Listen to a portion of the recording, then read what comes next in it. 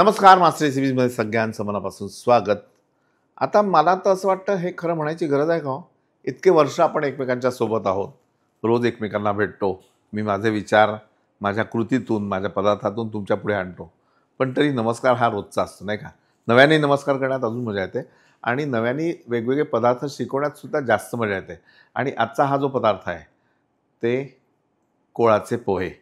हा पदार्थ मला कौमुदीनी पाठवलेला आहे. कौमुदी या पुण्याच्या आहेत आणि कोकणी आहेत त्या बेसिकली. चला सुरुवात करू. यासाठी सगळ्यात आधी आपल्याला पोहे जे आहेत ते भिजवून घ्यायचे आहे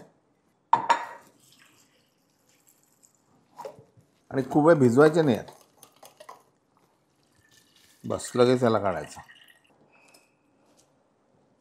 आता आपल्याला नारळाचं दूध काढायचं आहे. तर मी सोपी ट्रिक काय करतो की नारळ सोलल्यानंतर तो नारळाचा जो एक शेल असतो म्हणजे खाड तो पोर्शन डिफ्रीजला टाकतो रात्रभर. त्याच्यानंतर बाहेर काढायचं, गरम पाण्याखाली धरायचं. ठीक आहे, 1 मिनटं. आणि नंतर असं ठोकून त्याला फोडलं की सगळं त्याचा आतला गोटा बाहेर निघतो.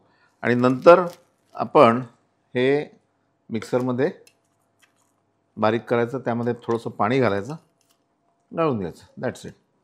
एक ही पद्धत आहे. दुसरी ही जी पाठ असते ही पाठ सोलून मग त्याचं दूध काढायचं, दोन्ही पद्धती. थोडं पाणी घालायचं कारण आपल्याला घट्ट हवं आहे दूध ते.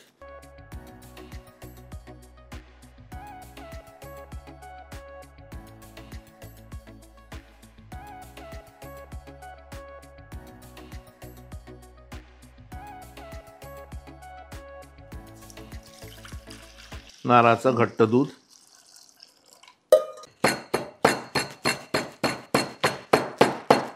आता खरं तर ही मिरची मी मिक्सरमध्ये सुद्धा करू शकलो असतो दुधाबरोबर किंवा वेगळी, पण कसं होतं मिक्सरमध्ये त्याची पेस्ट होते. पेस्ट आली की मग मजा येत नाही, ती चव बदलते. ही ठेचलेली मिरची वेगळी लागते. छोट्या छोट्या गोष्टी असतात पण त्या महत्त्वाच्या असतात, हो की नाही? हा ना.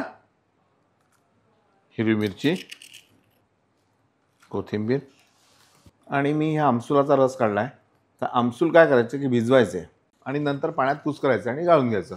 तर हे असं आमसुलाचा रस निघतो. किंवा आमसुलाचा रेडीमेड रससुद्धा विकत मिळतो बघा. नसेल तर आपण असा करायचा. आणि नाही तर चिंचेचा कोळा.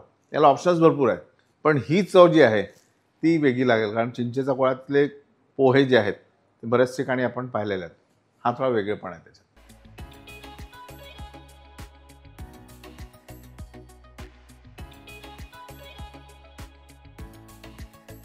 थोडासा गूळ, मीठ.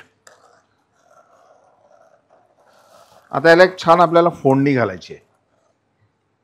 फोडणीसाठी तूप, जिरे, तुपाची फोडणी देतो आपण, बोरी मिरची आणि थोडासा हिंग.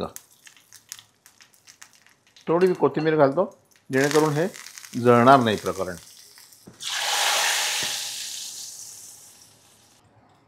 आणि हे आपले पोहे भिजवलेले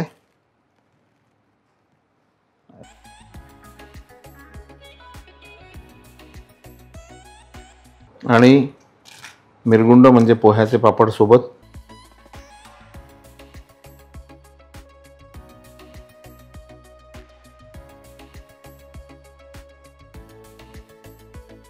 तर कौमुदी यांनी रिक्वेस्ट केलेली, त्याच्यानंतर त्यांनीच ही रेसिपी आम्हाला सांगितली. खूप छान झाली रेसिपी माझ्या मते. तुम्ही हे एकदा करा, केल्यानंतर तुम्हाला समजेल खरंच छान झाली की नाही. आणि पाहत राहा मास्टर रेसिपीज. लाईक करा, सबस्क्राईब करा, शेअर करा. तुमच्या आजीच्या आठवणीतली एखादी रेसिपी असेल, एखादा पदार्थ असेल जुना, तो आम्हाला पाठवा. आम्ही तो तुमच्या नावाने दाखवू. कबूल? कबूल ना. नमस्कार.